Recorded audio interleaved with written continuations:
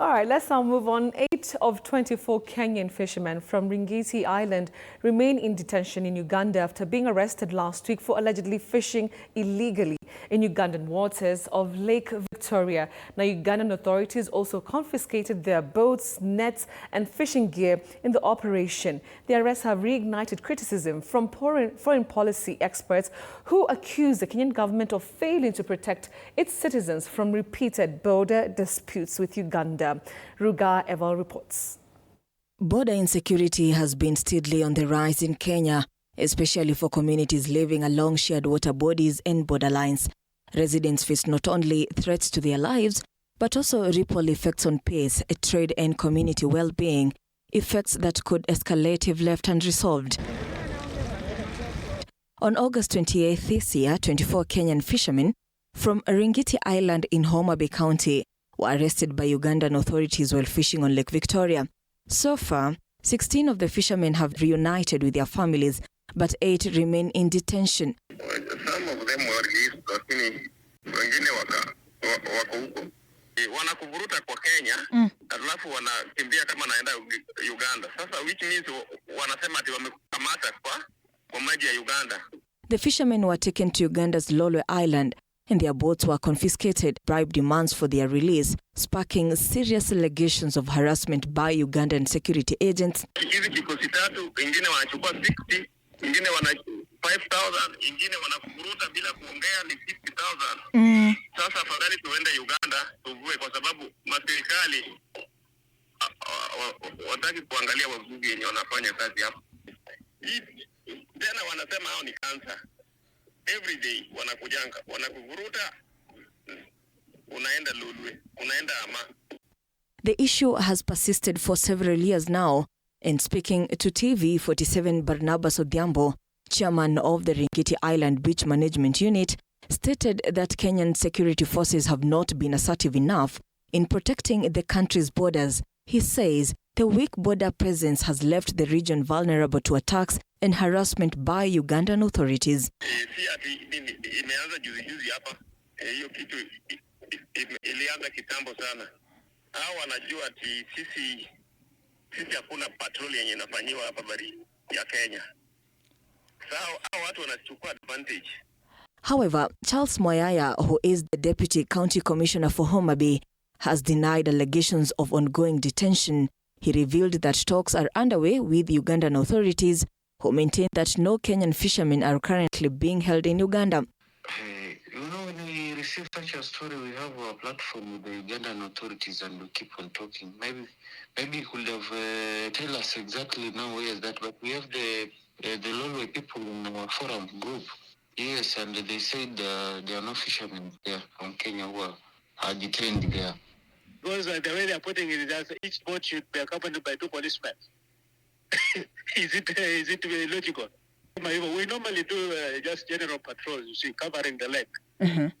Yeah, like ukisema sasa there is no current security to guard the fishermen. Sasa hiyo ni nini? Kusema sasa kila salon, kila barber shop, kila duka iwe na askari hapo nje. Meanwhile, foreign policy experts have publicly criticized President William Ruto's administration for what they term as negligence in addressing border security. They cite incidents like the fishermen's arrest, ongoing border clashes, and allegations that Kenya is hosting antagonistic groups, all of which undermine national security. Critics argue that the government is prioritizing political or strategic leverage over securing national borders and protecting citizens, thereby weakening Kenya's sovereignty and regional relations. This is something that we really need to defend with all our might, that we retain our niche, Kenya as a peace-loving country. Professor Kiaka expresses particular concern over reports that personnel from Sudan's Rapid Support Forces are allegedly acquiring Kenyan passports. He warns that this represents a serious violation of Kenya's sovereignty, leaving the country exposed and vulnerable. If you go to Nyayo House, there's not a secret, and you see the preponderance of who are applying for Kenyan identifications. You ask yourself suddenly, where have these people come from that are piling up and asking for these documents? So it is an absurdity that we need to to address. Barnabas Odhiambo, on the other hand, continues to call on the government to intervene by boosting security on Ringiti Island. He insists that President William Ruto should meet with his Ugandan counterpart, President Yoweri Kaguta Museveni, to resolve the long-standing border dispute. He accuses Ugandan authorities of disregarding established water boundaries and exploiting Kenya's silence to extort vulnerable Kenyan fishermen. President wa Uganda kama anaweza ongea na watu wake, kwa sababu the way wanatutreat kama sisi sio binadamu. Ingala sisi hatujui border ni wapi, kwa sababu wengine wanasema sijui sehemu la Ringiti nyingine Uganda nyingine, sasa hatuelewi. Wangeweka zile nini yenye tunaona ati hapa ni border. Kenya's border insecurity, highlighted by the detention of fishermen from Ringiti Island, reflects wider challenges involving armed groups like the Jumbaland Forces, RSF, and M23 rebels, as well as ongoing insecurity in Todonyang. Experts continue to criticize the government for prioritizing political interest over border security and citizen protection, which they say weakens national sovereignty and regional stability. Sida dhubuto hata inchi moja ya Kenya inyakuliwe na vinyangarika vingine. Yeah? What does that mean? So to hear someone on our media saying that hatutaki wa Kenya wakae pale ambapo tuko pale pao, who gave them? Walipata wapi hiyo ruhusa kusema kwamba sasa hapa ni petu, msiingie, msikanyage?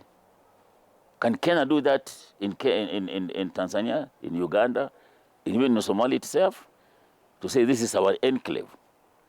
No, it's not just permissible. The continued presence of hostile groups threatens space, trade, and the well-being of border communities. Urgent leadership and stronger regional cooperation are essential to restore security and protect Kenya's vulnerable border populations. We cannot afford to lax our borders, and especially with a country that has historically and it has decidedly been confrontational with us. Whatever the benefits we think we can reap, there is no benefit which is more costly or beneficial than security.